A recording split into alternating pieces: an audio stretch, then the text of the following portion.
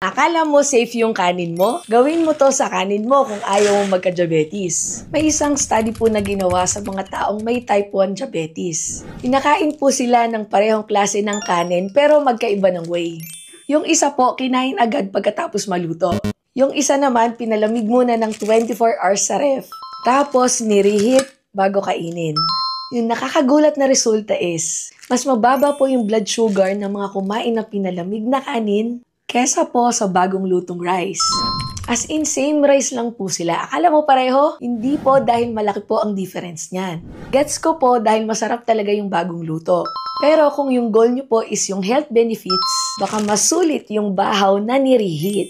Pero warning lang po mas prone pong bumaba yung blood sugar ng mga kumain ng mga pinalamig na kanin. So kung may diabetes po kayo, mas better po kung magpapakonsult muna po kayo sa inyong personal na doktor bago po kayo magbago ng routine.